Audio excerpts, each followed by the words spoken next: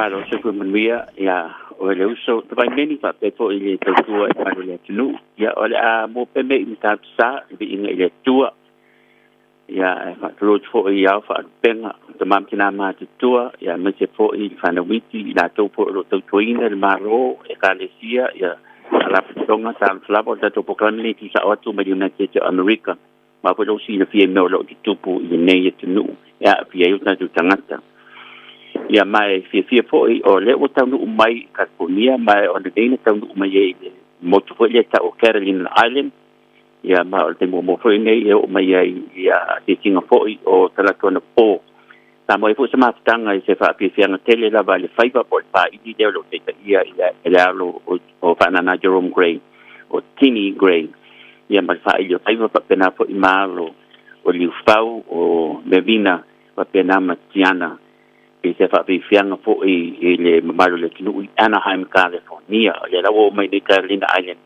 a ta fa pitol nei mo sa bandom se kasi o timna ya po o tama ta i Samoa ta ua ya lana fa fia i tonu o le nei tinu o le tama ta i swafa ya Faith Thompson Ako tama ta i Samoa na fa na mo soi fo i Hawaii na e fai California mastete o lo soifua fai ngā rangai mai tai longa po i le musika pese penamba fa fia ma o Samoa po so o United States of America na langi wala audia e fa fia ai pe pon si le fia ma le o Hawaii le stete tele na forma ye ya le talen le to tele talen ma wa Samoa e te tonu o le nefo ya tunu o mo sa no patano ai tu sa atu ta tu programme nei mai California ya ma tengi nei ya msalo ki te fo mala tenu o se ngana pa Britania la mata no to yo no ngana le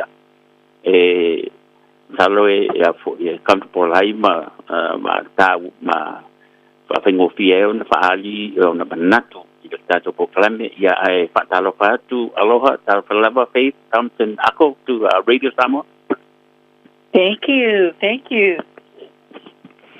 Well, privilege, honor to meet and talk to you this morning. I know some of our audience worldwide are not familiar with you. They've heard a lot about you, but can you tell us a little bit about your background, especially your Samoan family growing up? Sure, thank you. Anyway, I'm so appreciative of the opportunity, Ken, and your contact there in New Zealand. I'm sorry, I forgot his name. Radio Samoa. Radio Samoa, there you go. Well, let's see. Originally born and raised in Laie in Hawaii, on the north shore of Oahu, in the countryside of the island, actually, where all the nice beaches are and all the cute guys are too. Like I said, I was born and raised there. I come from a family of 15 children. I have 10 brothers and 4 sisters, and I'm number 15 in the family. I'm the baby. Wow. My dad, Arthur Fa'afanga Thompson, is from the Manua Islands, and he was born, I believe, in Ofu Olesenga, and my mother is Felila Meatonga Thompson, and she was born in Hawaii. Her parents, Penina Uiwane Meatonga and my grandpa Muelu Meatonga, are from Hawaii and Upolu. Wow. Yes, so my grandparents lived in Samoa, almost the beginning part of their lives until they were young parents, and my grandma would always have these dreams, and she told my grandpa, Papa, I have a dream that we're going to leave Samoa, go on the boat and go to another place. And he said, oh, she's crazy. And she said, no, Papa. And then a couple of weeks later, the state president, we are Mormons as well, and they called my grandparents in and said they've received a call to go to Hawaii for a church mission. My grandpa was also a carpenter, so they packed everything, they sold everything they had in Hawaii and Upolu, and they left. they left to come to Hawaii when my mother was little. She was around 7 years old. And so they stayed in Hawaii. My grandpa helped build the Mormon Temple, Church College of Hawaii. He also would catch a train to Waikiki and help build some things in Waikiki. And my grandmother, Penina, was a weaver. And she weaved hats and fans and all those beautiful things, mats as well. And he would take them on the train with him, and he would sell them in Waikiki as well. And that was back in the early, I want to say 1900s, yeah? So we've got quite a family history from Samoa to Laie, and my grandparents stayed in Laie. They never had the desire to go back to Samoa. They loved the simple life in Laie, and so all 15 of us, actually the first four of my siblings, my dad got stationed at Pearl Harbor, but he got shipped back to Samoa for the Fifita Guard. And so my first four siblings were raised in Samoa until they were about probably toddler age, and then they moved back to Laie with my grandparents. So the rest of us were born and raised on Oahu. Yes. Awesome. So that's kind of like where my family history comes from. As far as the musical part, I heard my dad's family, the Thompson side, the Youngs, they're not too talented as far as music-wise. That's what I heard, but I don't know. We've got Uncle Jack Tihate Thompson in Waikiki. He's a pretty talented guy with the Tihate Show and Nancy Shaw. So, but I think we got some of that musical talent from my grandmother, Penina, because she could sing, she could play her harmonica. She and was also half blind in one eye, but she could play her harmonica with no hands, no hands, just rip on it. So we have a very musical family. Out of 15 of us, 6 of us are left-handed, and so are my nieces and nephews. They also play music left-handed. Wow. So yeah. For the schooling part, did you go through Kahuku or BYU or where? I went to Kahuku. Yes, from Laie Elementary to Kahuku. I met my husband in 10th grade, and we've been together ever since then. And we'll be married 45 years in December. So, yeah, that's a long time, but it's a good thing. It's a good boy. Awesome. It's a good guy. But I did go to Kahuku High School. I didn't play music. I played sports. And after I got done with high school, I joined a couple bands from Church College of Hawaii and played in a couple R&B bands. And then I got married, got some kids, worked at the Cultural Center, Polynesian Cultural Center. I actually worked at the Cultural Center in 8th and 9th grade and danced in the Fijian and the Samoan section. So I got to participate in PCC's 60th anniversary back in October. So much fun. So much fun. Wow. And then I went on to BYU. Yes, I did go on to BYU. Just for a year and a half, and I took up secretarial science. I didn't really take up any music. So any of the music training I've had is from my family or from church, you know. We went to church. We had to learn how to sing from the Tapusoas, the Mangalays. Those were all our choir directors. Yes. You sound awesome. And I think one of the events that we got together, and I guess on the same stage with you, I was honored to be there. Was that Denny, Father Mamayanga's final celebration of life. And that was great. Our Laie boy, yes. Yeah. And I know you have performed in some of the great stages, and I saw that you performed at Puno, I think, in Hawaii, and also in Napa. Can you tell us some of the major significant events you've been part of in the past 30 years? Yes. I think one of the most memorable ones for me will be going to Martha's Vineyard in Boston, Massachusetts, I went there 3 times in 18 months to go perform for ukulele festivals. Wow. The Palangis out there love the ukulele. They love the ukulele. it brings such joy to everyone, and it's become more popular in the last 20 years, the little simple ukulele. So I really enjoyed that, and love being out there in Boston, and really just love the people. They're so gracious. They love the ukulele. They love Hawaii.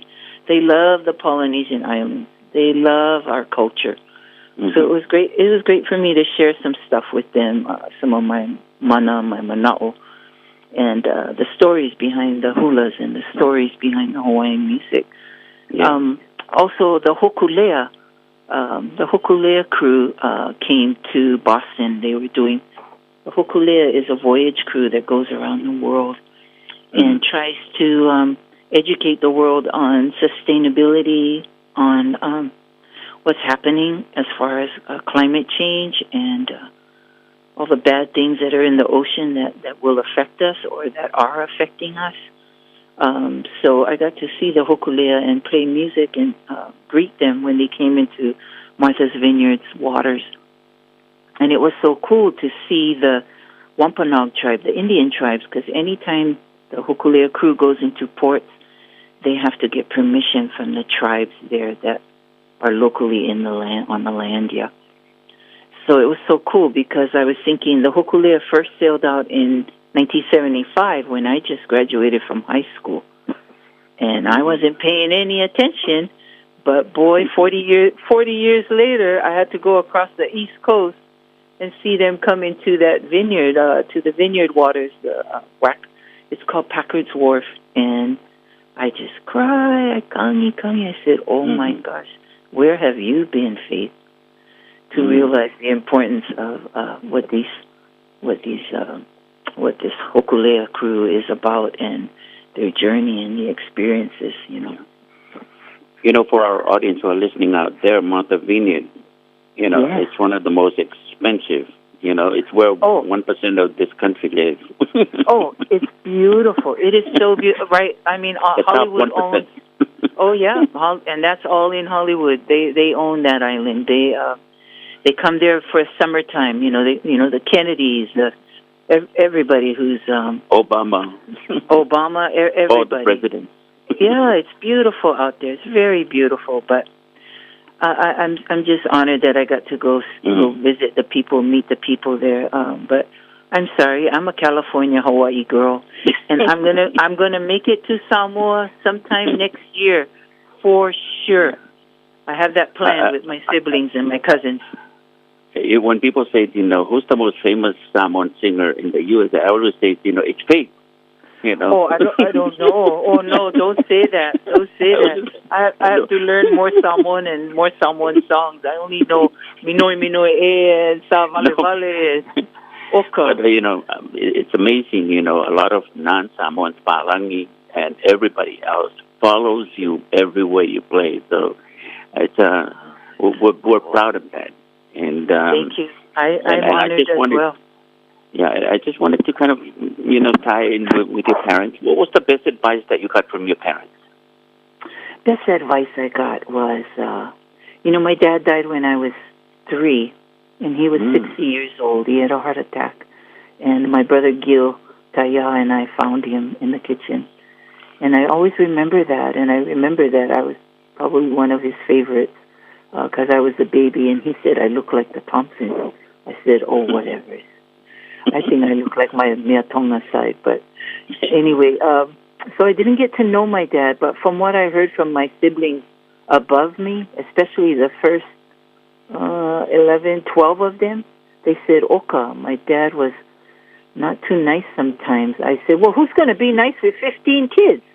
It's a lucky thing we had a great mother. So my mother and my grandparents, Penina and Moelu Mea Tonga, have been the biggest influence on my life. And the things that I learned from them was, life is really simple.